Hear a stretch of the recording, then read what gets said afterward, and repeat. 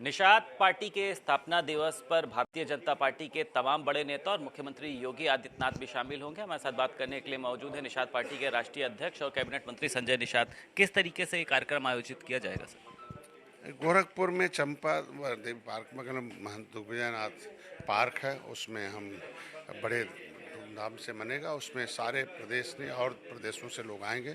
माननीय मुख्यमंत्री जी उसमें मुख्य अतिथि के रूप में आ रहे हैं।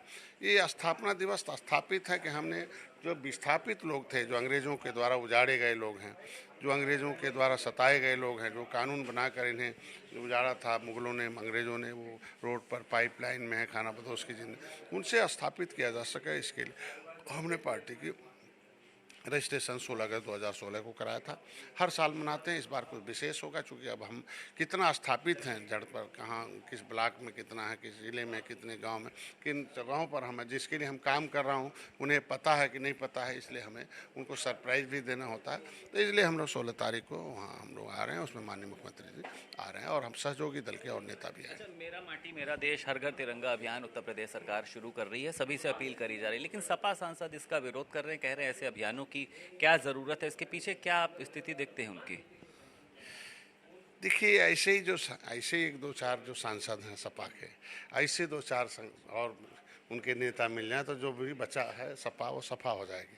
क्योंकि तिरंगा किसी व्यक्ति का नहीं है, इस देश के आज़ाद कराने वाले, उन शहादत देने वाले उन हमारे बलिदानियों का वो प्रतीक चिन्ह है।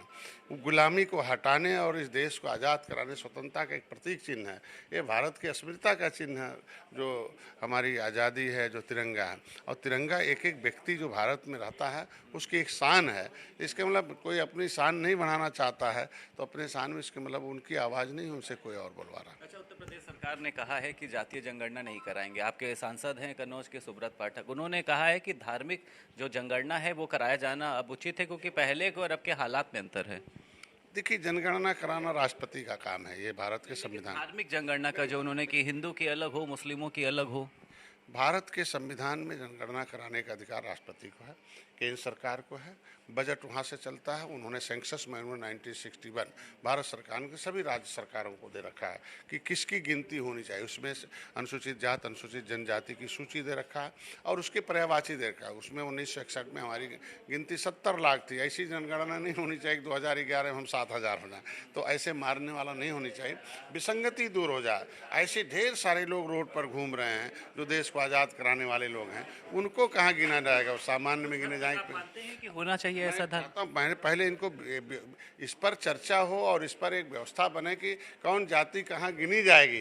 पिछड़ी में गिनी जाएगी, सामान्य में गिनी जाएगी, अनुसूचित में गिनी जाएगी, अनुसूचित जनजाति में गिनी जाएगी कि विमुक्ति जनजाति में गिनी जाएगी, ये इसकी होनी चाहिए ना। अर्धघुमंतु जाति में गिनी जाएगी कि घुमंतु जाति में गिनी जाएगी। तमाम कैटेगरी संविधान में है, तो उसको पहले उस सिस्टमेटिक ढंग से हो जाना चाहिए। और जिन लोगों ने, इन लोगों ने तो क्या गिनी, इन लोगों ने फाइलें गायब करा रखी है।